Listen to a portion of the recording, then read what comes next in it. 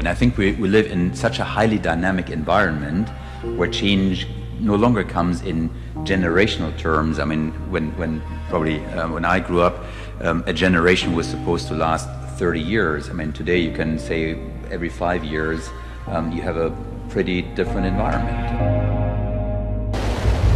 The message from North Korea was stark. But their missile program and technology keeps moving forward.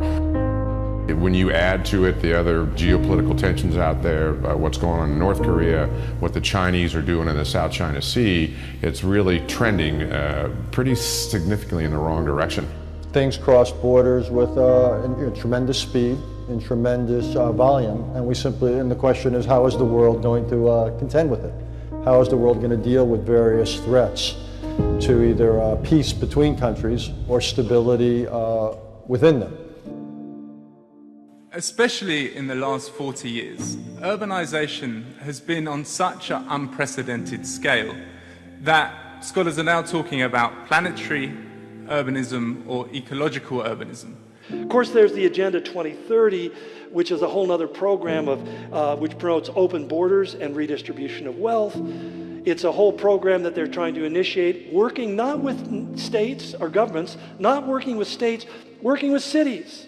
This means that the very nature, if you like, of the rural is also being urbanized in very complex and multifaceted ways. This is part of the agenda that the UN understands that if we're going to take control of the world, we're not going to be able to take control of nations, we're not going to be able to take control of states, we have to take control of cities. So the pace of urbanization is picking up enormously in Africa at absolutely unprecedented rates, but also in other regions. And just last week they completed a major meeting of almost all the major cities around the world gathering together, part of putting together this agenda to bring together what they call Habitat 3, an urban agenda. As the world continues to urbanize, sustainable development challenges will increasingly concentrate in cities. And establishing a regime that will control resources, will basically the idea of zoning and controlling, getting people to concentrate into high-rise apartments instead of taking up the beautiful forest lands. The big problem with global governance today is really in the sort of normative or the purposeful desire to create a particular type of world order. Could you just sort of explain to people what the liberal order is? The liberal order is basically a set of principles and rules and norms and standards that basically are based on the principle of openness.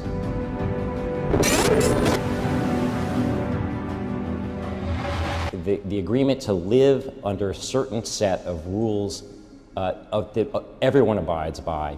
But when you were in the White House with George H.W. Bush in the first Gulf War, he talked about a new world order, a phrase that sounds infelicitous now.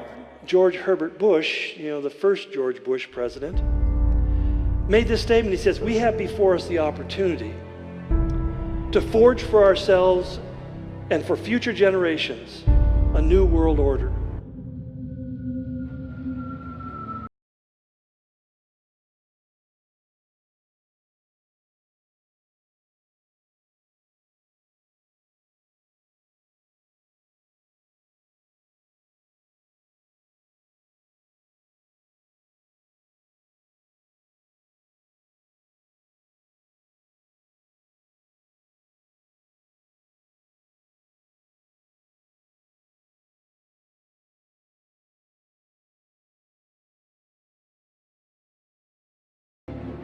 The 3D scaffold, they were able to grow a structure capable of assembling itself into an artificial embryo. See, it's no longer science fiction. It's serious business. It's the tools, the powers are coming into our hands. Artificial embryos may sound like a plot in a sci-fi novel. And last but not least, that in this new era, the UN needs to absolutely change its game, its way of operating. Not as if one, but definitely as one. And I think this is a crucial part. And as Izumi was saying, this is certainly going to be a very important test and challenge for the new Secretary General coming in, because all of these agendas now call for the UN to work differently. There's no question that in certain areas, efforts in international cooperation have borne fruit.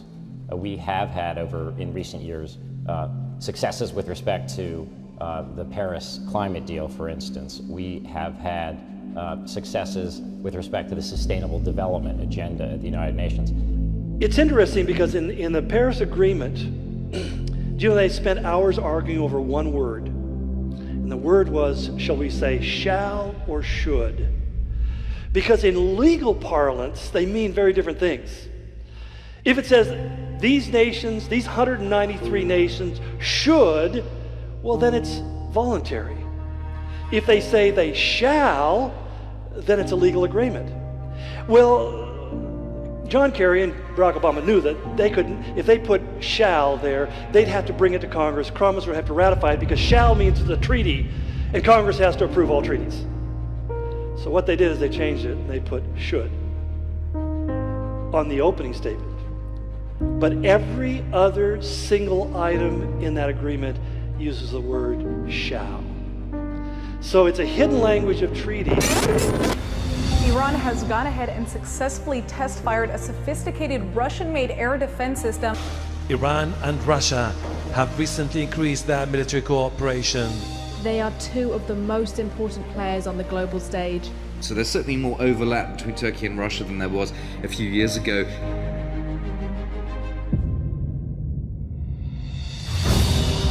What does this mean for the future of the Middle East and especially Israel? The headline around violence is that on current trends, it will be a more violent world in 2030. Now, the number of cases of human bird flu infection is rising rapidly in China. And they're reporting a sudden increase in the number of human cases that exceeds previous flu seasons.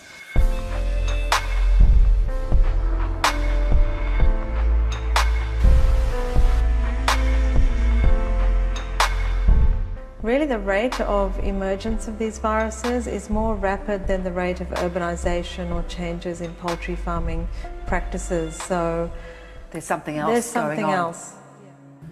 So 70 years ago, Aldous Huxley, anticipating the transformation of human life through advances in biology as the final and most searching revolution, asserted this really revolutionary revolution is to be achieved not in the external world, but in the souls and flesh of human beings.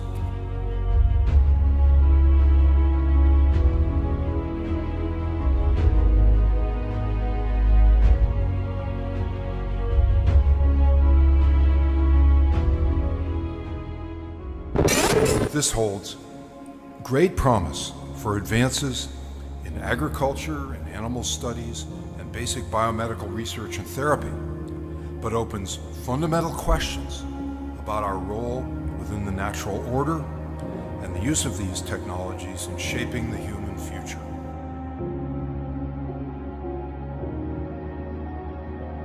The opportunities of these new gene editing technologies are perhaps the most profound and difficult matters our species has ever encountered.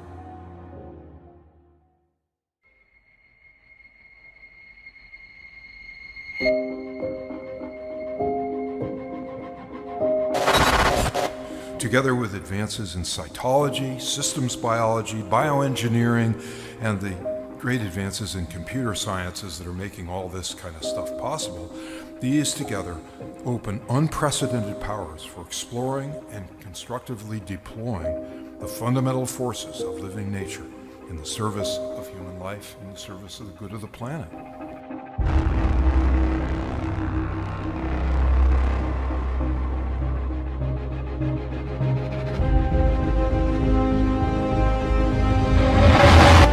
Recent article, just last week, organisms created with synthetic DNA pathways for entirely new forms of life. This is where we're heading.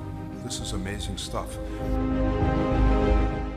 More recently, some have raised the disturbing but strangely logical suggestion that since embryos left over from IVF are being used to obtain embryonic stem cells, Why not use them for projects that include their genetic alteration, implantation, and later extraction of their cells, tissues, and organs? This is just an extension of the argument that says they were going to die anyway, so why not gain something good from their life? Well, it's a strange moment in human civilization. There is wide recognition that our new gene editing tools are a threshold technology, an opportunity for us to re-envision and reorder our place and purpose within the natural world. The issues involved go beyond biology. It's exciting stuff when you begin to realize that we are reading tomorrow's headlines today. And it assures us in our hearts that God, you are controlling the flow of history. It's not just something that is coming because of happenstance or circumstance. God, you are directing the world towards a point of destiny.